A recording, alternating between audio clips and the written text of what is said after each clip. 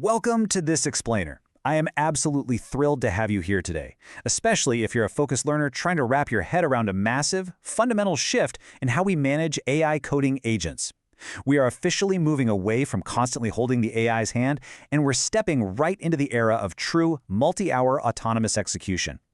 Today, we're exploring the architecture behind Codex's long-running/goal sessions, and we're going to unpack a really powerful tool called the Goal Forge skill that makes these autonomous runs actually succeed.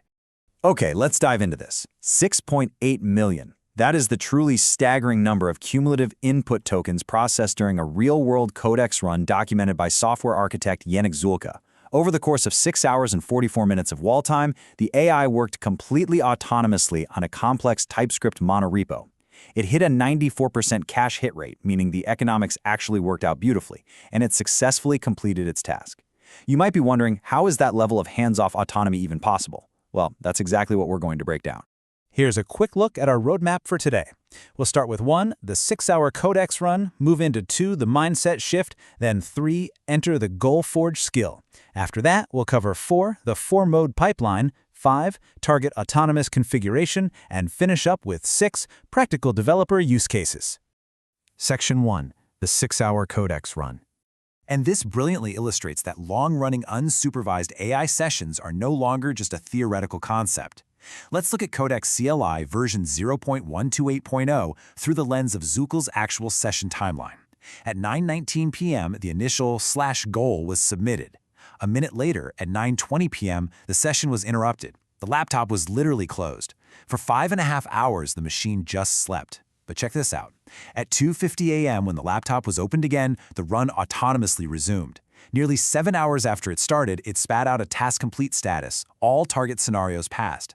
The craziest part? It survived a 5.5-hour sleep with absolutely zero manual reprompting from the developer. So how does that magic actually happen?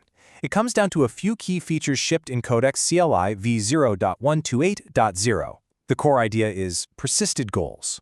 These are stored via app server APIs, meaning they outlive your terminal process. The model itself also gets tools to manage its own lifecycle, and you get terminal UI controls to pause or resume work. But the absolute game changer here is runtime continuation. When a session is interrupted and comes back online, Codex doesn't just sit there idle waiting for you to type something. Instead, it automatically injects a developer message, prompting the model to pick right back up and continue working toward the active thread goal. Now look at the contrast here between Codex's native goal approach and what's known as the Ralph Wiggum loop. The Ralph Wiggum loop is a super scrappy, highly effective technique that basically loops a prompt with Claude code using Git history as its memory. But it's stateless, each iteration starts totally fresh. The goal approach, on the other hand, relies on continuous compacted context. And that continuity is absolutely essential for tasks where reasoning accumulates. If your AI is debugging a subtle interaction or navigating a really complex state machine, continuous state persistence and automatic runtime continuation give the agent a massive advantage. Section 2, the mindset shift. Here is the harsh reality. While the technology is absolutely ready for long runs, our habits kind of aren't. If you just throw a loose, poorly defined prompt at an AI and walk away for 6 hours, you are almost certainly going to hit this failure state. Because you weren't there to clarify things, the agent encounters an early ambiguity and makes a conservative assumption. Over the next several hours, it builds on that assumption. By the time you come back to review the output, the code looks technically coherent, but it is entirely fundamentally wrong.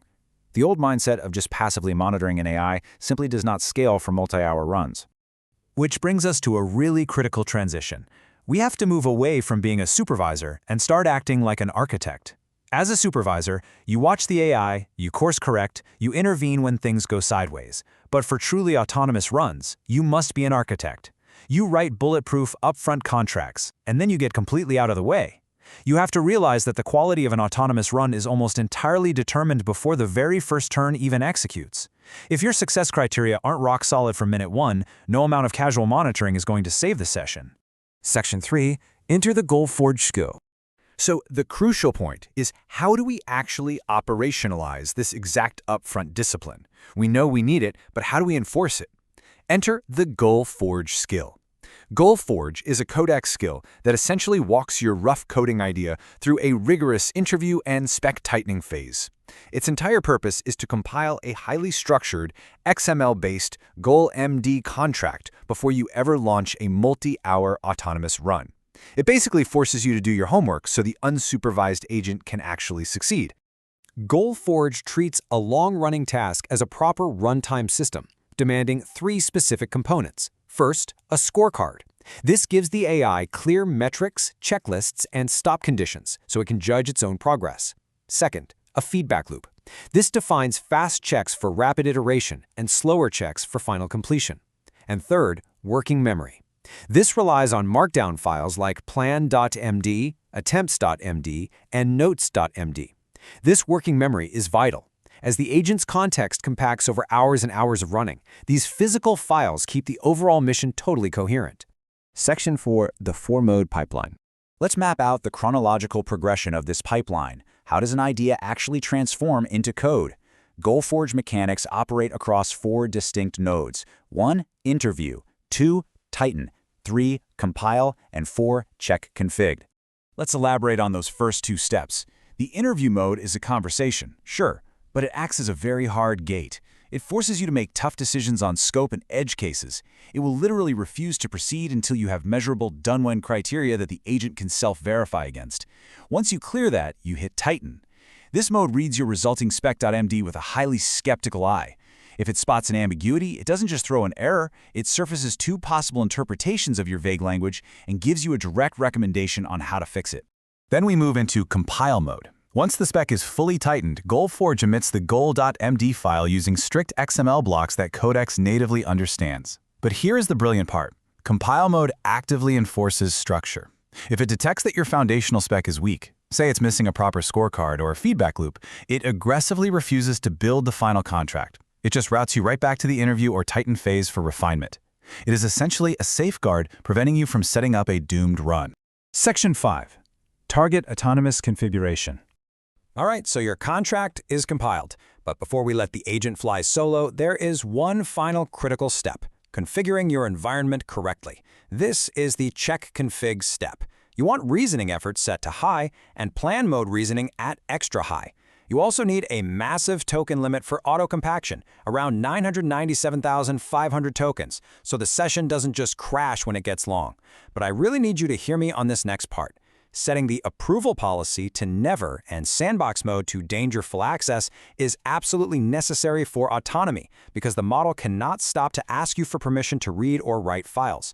However, you must exclusively use these settings in a fully trusted, isolated project directory. Never, ever set this as a global default. Section 6. Practical developer use cases. Let's move to and see how this builds into real-world scenarios. GoalForge is incredibly useful for feature scoping right before a weekend run. You spend maybe 15 minutes in interview mode hashing out the edge cases on Friday afternoon, and then you just let the AI build the feature over the weekend. It's also fantastic for spec review. Even if you manually wrote a specification document, run it through Tighten mode to find the holes before you hand it off. And of course, the pre-flight config validation saves you from burning hours of expensive compute cycles on a session that was destined to fail just because of a silly settings typo. Now let's briefly touch on the limitations so you know exactly what to expect. GoalForge is an advisory skill.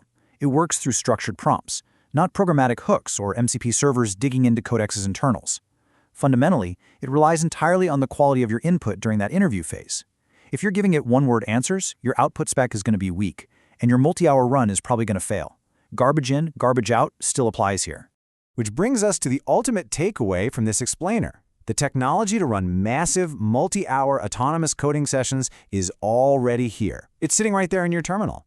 The limitation is no longer the AI model. The limitation is how clearly we can define the work up front. So I leave you with this question to chew on. Are you ready to stop supervising your AI and start architecting for it?